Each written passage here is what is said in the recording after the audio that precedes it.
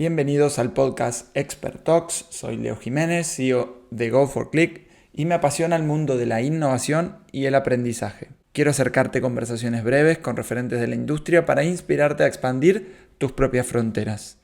Vení, acompáñame. Bienvenidos a una semana más del podcast Expert Talks. En esta oportunidad vamos a conversar con Inés López, líder del proyecto eLab en Singular. Bienvenida, Inés. Hola Leo, encantada de estar aquí y gracias por invitarme. Para mí también es un tema apasionante que tengo muchas ganas de entrar en materia contigo. Qué guay. Bueno, bienvenida Inés. Me encantaría que puedas presentarte, contarnos un poquito de tu experiencia profesional y también de qué trata el proyecto de eLab en la empresa Singular. Pues mi experiencia profesional es bastante poco habitual, diríamos, quizás, pero como casi todo el mundo que trabaja en innovación, ¿no? Llevo trabajando 10 años creando experiencias de aprendizaje que buscan aumentar el espíritu innovador en las empresas. Y digo experiencias de aprendizaje porque no son normalmente cursos al uso como estamos acostumbrados, sino son más bien aventuras pedagógicas en las que la gente va metiéndose y se imbuyen de un reto, buscan sus propias soluciones, aumentan su responsabilidad personal, su valentía ante el desconocimiento, ante el no tener respuestas, ¿no? Y les ayudamos precisamente a eso, a construir esa seguridad en la inseguridad, ¿no? En no ser expertos, en no tener absolutamente un manual para todo lo que hay que hacer, sino confiar en sus capacidades de pensamiento crítico, de resolución de problemas complejos, de colaboración, de investigación, de manejo de datos, ¿no? Todas estas habilidades que vamos a necesitar tanto en el futuro. Y lo hacemos a través de muchos diversos canales. Pueden ser desde experiencias de 3 días en los que nos vemos presencialmente y hacemos este tipo de experiencias, o puede ser online, a través de un hackathon, a través de una plataforma gamificada, que es precisamente lo que estamos desarrollando en el eLab de Singular. Desarrollamos esas experiencias que desarrollan exponencialmente la capacidad innovadora de las empresas. Y bueno, es un poquito inventar la educación del futuro que necesitamos a día de hoy, ¿no? Porque cada día más no tenemos respuestas y no hay un libro escrito sobre lo que voy a tener que hacer el día que viene. Entonces necesitamos esa guía interior, esa innovación interior.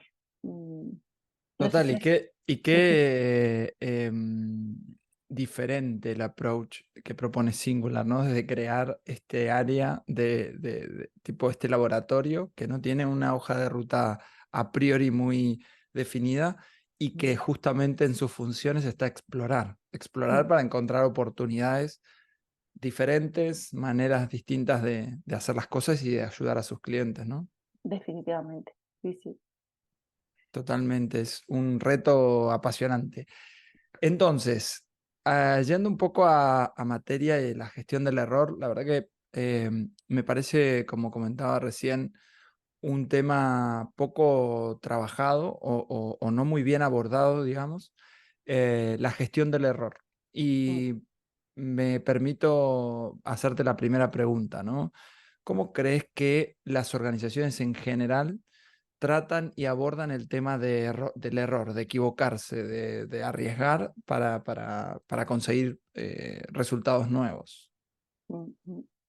Aquí a mí me surgen preguntas, ¿no? ¿Las organizaciones dónde?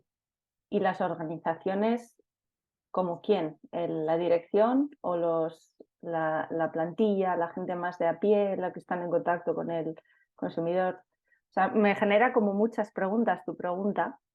Si he de elegir eh, una tendencia, una generalización, creo que en general el error es algo indeseable en las organizaciones, es algo que nos encontramos con mucho ansiedad alrededor de ello, con pocas estrategias para utilizarlo como materia prima o como fuente de mejora, sino más bien un poco una herencia, yo creo que también de un sistema industrial, ¿no? Un sistema en el que se hacía un molde, se hacía esto es lo que vamos a reproducir, en esta fase hemos creado lo que vamos a vender y después se replicaba.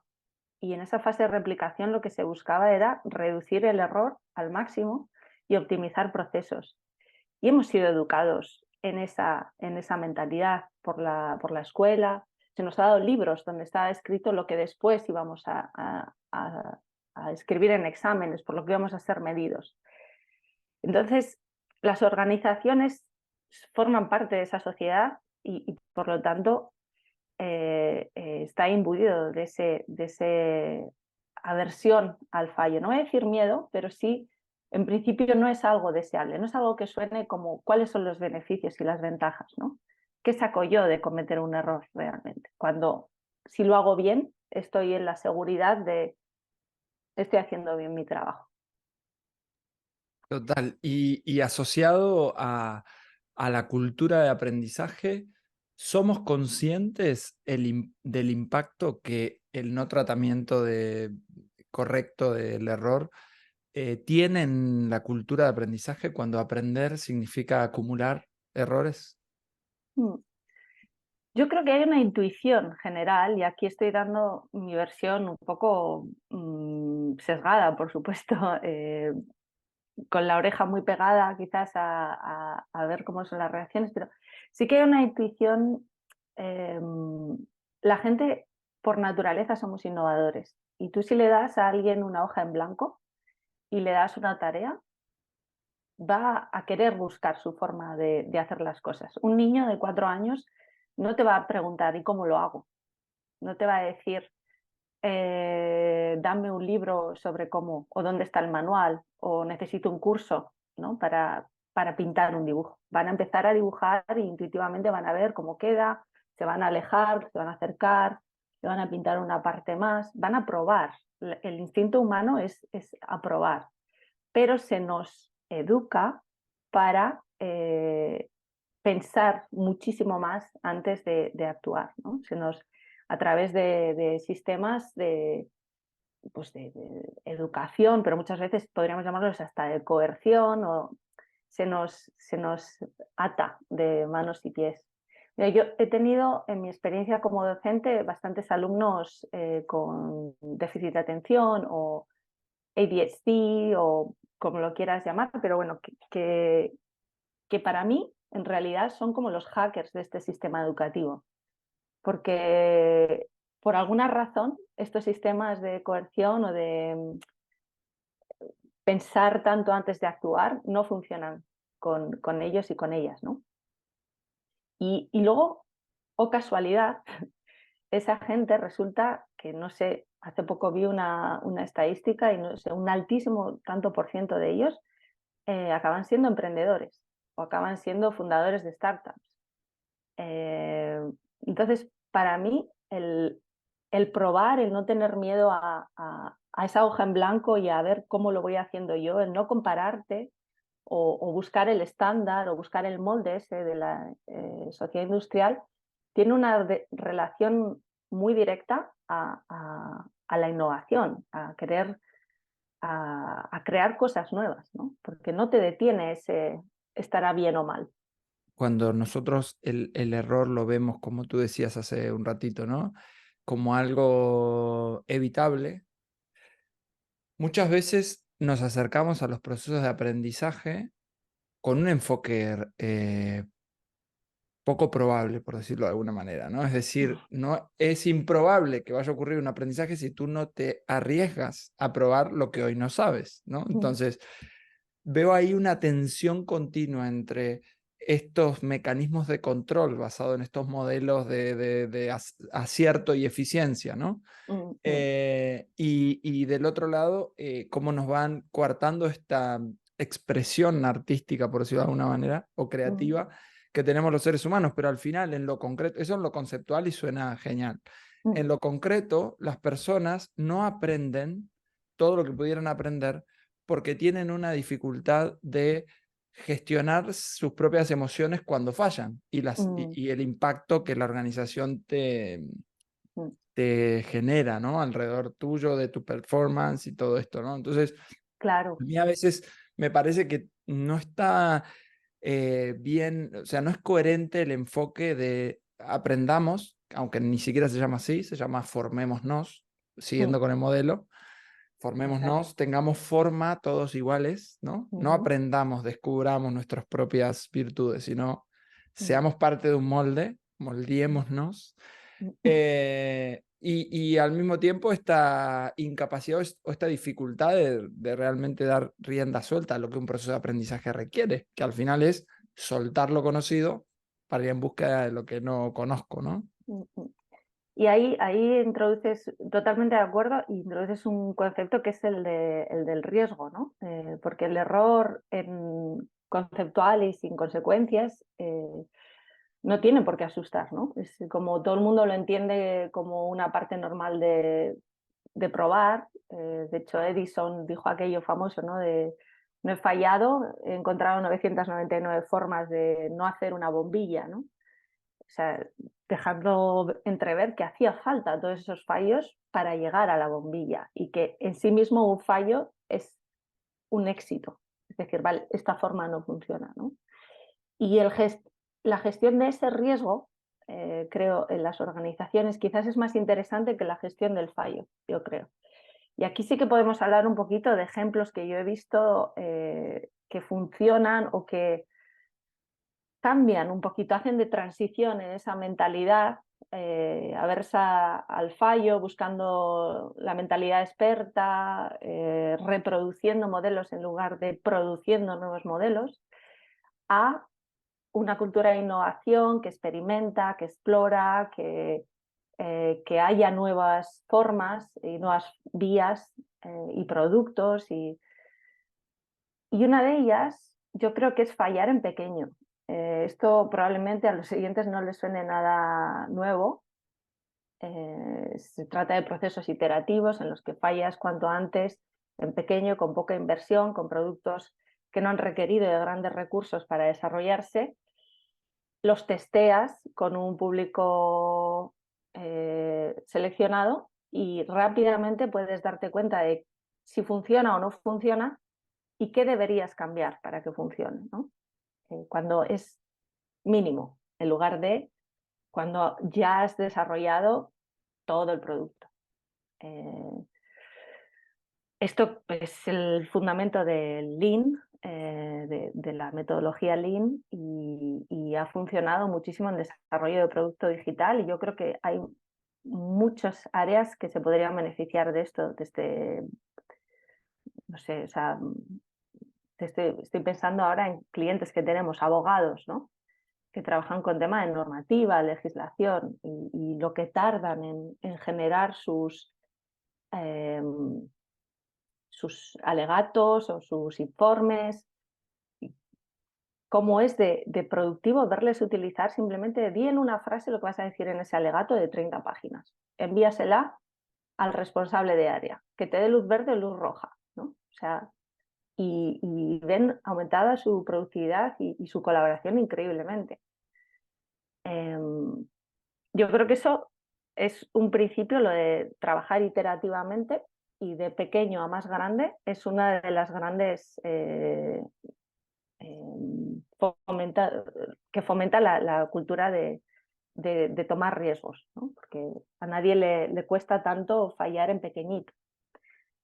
Y de hecho, cuando si tienes un manager al cual le tienes que acudir para probar algo nuevo, a mí normalmente 5 veces de 10, cuando les dices déjame probar esto con una de las personas del equipo durante una semana y después valoramos, están mucho más abiertos que cuando les dices voy a implementar un proyecto de 2 años en el cual voy a requerir de 40 personas. Bueno, pues es mucho más difícil que te digan eso a que sea algo un poco más pequeño, puedas demostrar su valor y después permear a la organización. La otra parte, o el otro que yo creo que es un gran abridor, no sé cómo, trigger, una puerta para abrir un poco la puerta a la experimentación, a probar cosas, es un poco el impulso interno de la colaboración entre diferentes áreas de la empresa. Romper un poco los silos, romper un poquito, yo me dedico a hacer presentaciones, tú te dedicas a hablar con el cliente y Leo se dedica a escribir emails, ¿no? Romper eso, sentarnos y tener sesiones de oye, ¿cómo afrontaríais vosotros este problema? Recibir esas perspectivas, esos puntos de vista y que no sea siempre la misma parte de la organización tomando las ideas, preguntar más. Y eso, balancearlo con sesiones de revisión, ¿no? En Agile están muy marcadas las retrospectivas, por ejemplo, para revisar un poco cómo ha ido un proyecto, qué hemos aprendido, qué cambiaríamos, ¿no? Porque arriesgarse está muy bien, pero si después no medimos, no vemos qué quiere decir este error, realmente no estamos aprendiendo, ¿no? Estamos tirando tiros al aire y un poco alguna bala igual nos cae encima. Entonces es importante tanto ser valientes y atreverse y crear el caso internamente para hacer algo, como luego medir y sacar conclusiones. Yo creo que esos dos espacios hay que crearlos. Yo, por ejemplo, en mi equipo he creado, estamos en la creación ahora mismo de unas sesiones una vez al mes en las que nos vamos a juntar para compartir cosas que creemos que el resto del equipo va a agradecer saber, simplemente. Es decir, yo he descubierto esta herramienta o he probado esto con un cliente o he hecho tal y me ha funcionado súper bien. Igual a alguien le puede servir en la empresa, ¿no? O sea, en el equipo. Y activar ese loop, ese bucle de información. Nos arriesgamos, probamos algo nuevo y luego lo valoramos. Y lo valoramos con la perspectiva de otros para que otros aprendan de nosotros. Qué guay. Y cómo, Inés, cómo en todo esto de la gestión de la innovación en tus proyectos pasados, ¿no? Mm. ¿Cómo se mide el retorno de la inversión, ¿no? Me El pregunto, ROI famoso. claro, porque en ideas seguramente imagino que se generarán muchísimas, pero luego entiendo que os exigirán un poco de concreción, ¿no? De aterrizaje en ciertas... ¿Cómo tú, en tu experiencia, qué tipo de KPIs siempre te funcionan para medir esto de la cultura de la innovación? Mm. Yo he tenido un poco de suerte, Leo, en eso, que he trabajado en entornos un poquito Wild West, en tema de innovación. He trabajado un poquito bajo nuestras condiciones. Te comentaba cuando empezamos a preparar este podcast que he trabajado en China, he trabajado en Japón, he trabajado en Singapur, en Estados Unidos, en Suecia, en Inglaterra. Y he trabajado con empresas muy punteras y con núcleos como que estaban buscando esa experiencia que les daba el punch de innovación. Por lo tanto, no he estado muy atada de manos en cuanto a retorno por inversión. O sea, ellos ya sabían que lo medible no les estaba funcionando.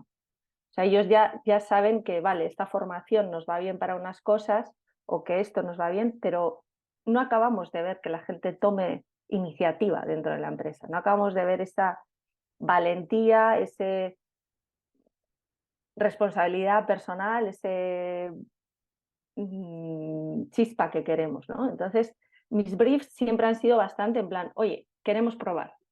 Lo que hacéis vosotros nos suena muy interesante, nos han referido muchas veces boca a boca o nos han dicho que hacéis algo que es diferente y se nos han acercado siempre desde ese punto de vista. Entonces, ¿Cuál ha sido mi KPI? Pues ha sido el NPS, o sea, el Net Promoter Score, o sea, cuántas participantes recomendarían este curso o esta experiencia a otras personas de la organización. O cuánto creen, al de 3 meses, medir cuánto de lo que han aprendido han aplicado dentro de la organización, por ejemplo. Pero no hemos tenido per se estos, muchas veces de L&D, ¿no? Que necesitan estos informes porque es tan evidente el cambio de mentalidad que yo creo que un poco nos hemos salido con la nuestra, si te digo la verdad, en ese tema. Es cierto también, yo creo que eso está cambiando a día de hoy. Yo lo veo cada vez más, que un poquito el mundo de la innovación y el mundo digital se está volviendo mucho más medible, mucho más clarificado, menos nebuloso. Y yo le llamo el fin de la inocencia, un poco dentro del mundo digital. Hace, no sé, 2012, que yo empecé a trabajar más en este ámbito, era todo creatividad y prueba, y todo el mundo creaba su app y todo el mundo hacía eh, cosas nuevas continuamente, ¿no? Era probar un poco qué era lo que funcionaba. Y ahora sí que veo más procesos de estandarización y más la búsqueda de lo que funciona. Entonces, ahora mismo yo creo que sí, la Pasa búsqueda que a esa. veces no está tan claro, ¿no? Lo que funciona. Eh, el reto está ahí, ¿no? En equilibrar ese, queremos lo que funciona, al tiempo que no tenemos mucha claridad respecto de qué es lo que funciona. Entonces hay un espacio, ¿no? Como de despliegue, ¿no? De apertura, de divergencia, para luego cerrar en un espíritu mucho más convergente, más concreto, más aterrizado, y poder medir qué procesos o qué actividades, acciones, skills, qué pasó nuevo que antes no No ocurría, ¿no? había, sí. Para Total. mí, mira, trabajamos con una startup que se dedicaban a la ciberseguridad hace 2 años, y ellos tenían un KPI muy interesante, que era cuántas mentees, o sea, cuántas personas de la organización tienes tú como en programa de mentorazgo. Eh, y otro era cuántas nuevas iniciativas habéis creado en el último año, por ejemplo. O sea, ellos internamente desarrollaron un sistema de incentivación del aprendizaje. Y dijeron, ¿cómo va a ser eso? Pues si tú formas parte de nuestra startup y estás enseñando a otra persona algo que tú sabes, ya estás cumpliendo un KPI, ¿no? Y Claro. si has generado 4 nuevos proyectos o iniciativas este año, al margen de si han sido fructíferos o no, o tal, pues eso también es que estás tomando riesgos, estás desarrollando iniciativas, ¿no? Y eso me parece, por ejemplo, bastante interesante. Total. Y para empezar a cerrar, quería preguntarte, porque mm, esto de la cultura de la innovación, de la prueba, del error, del tomar riesgos, tengo la impresión de que nunca se planifica tiempo para eso, ¿no? Hay como un tiempo estándar, o sea, vamos a desarrollar este proyecto, y claro, como en la planificación no admite un error, una tal, cualquier parámetro fuera del estándar es como una señal de alerta, ¿no? Una oportunidad de aprendizaje, ¿no?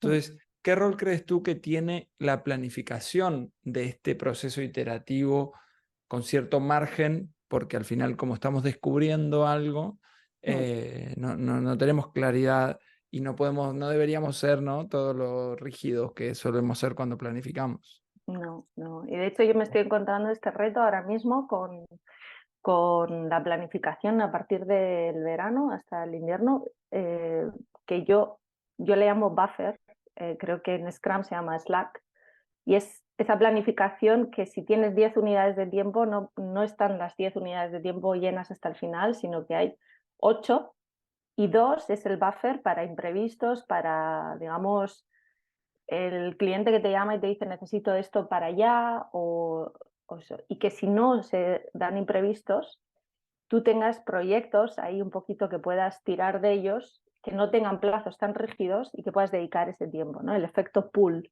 en lugar de push. Y es súper importante, yo creo que planificar con ese buffer, con ese margen. Pero yo también soy una gran defensora de la mentalidad y los principios más que de las herramientas y los procesos. Es decir, nosotros podemos decir, vamos a hacer una cultura de aprendizaje y podemos ir a los rituales, a los procesos, podemos crear una retrospectiva al final de cada proyecto, podemos hacer un kick-off de alineación de expectativas, de abrir, de qué ideas podemos explorar, todo esto, ¿no? Y cada una de esas sesiones pueden ser de 4 horas. Y es genial, es maravilloso, ¿no? Pero también podemos empezar el lunes preguntando en la reunión del proyecto cómo afrontaríais este proyecto si fuerais el líder del proyecto, ¿no? Personalmente. Y de repente, en 15 minutos, 5 personas que hay en la sala aportan 5 visiones diferentes. Y de eso ya estamos aprendiendo, ya estamos abriendo en lugar de repetir patrones.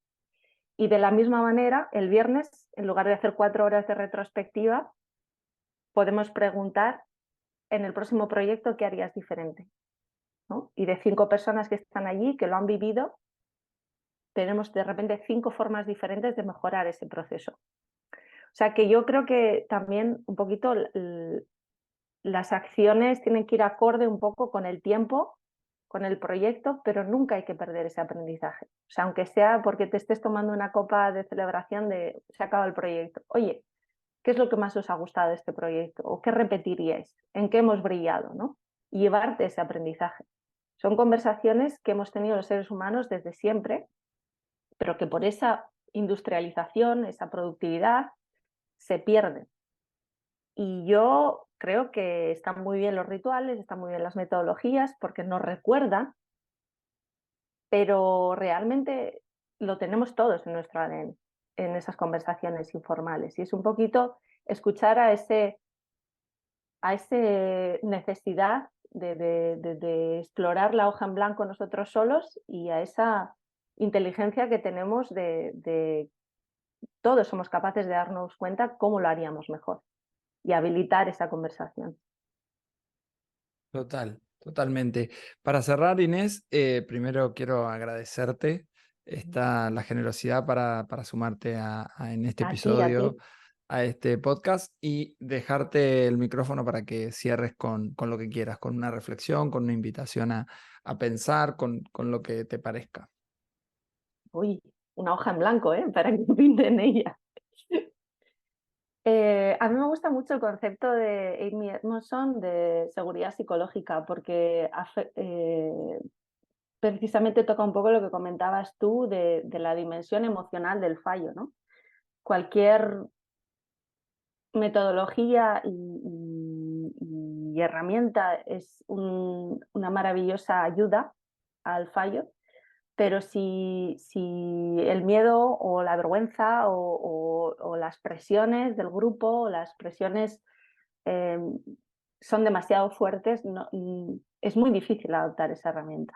Entonces, esta mujer habla de ese concepto de seguridad psicológica en un equipo, que es cuando yo soy capaz como individuo de decir no sé, de decir déjame que lo voy a mirar y voy a aprender, de decir no estoy de acuerdo, de señalar que puede ser que haya un fallo muy importante en el proceso y que esto pueda suponer el fracaso del proyecto, sin miedo a represalias y sin miedo a ser visto como un ignorante o a ser visto como un aguafiestas o como que estás desafiando a la autoridad.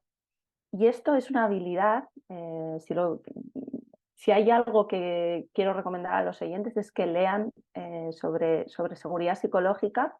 Amy Edmondson es una profesora de Harvard que lleva investigando sobre este tema muchísimos años y que tiene un poco las claves de cómo cambiar la dimensión emocional respecto al fallo, respecto a todo ese mundo que se nos abre de ansiedad, ¿no? Y de seguridad. Y yo creo que ella está en algo muy, muy interesante, sobre todo para los líderes, para que creen ese espacio en el que la gente pueda realmente habilitar todo ese talento y no digan sí a todo aunque piensen que está mal, ¿no?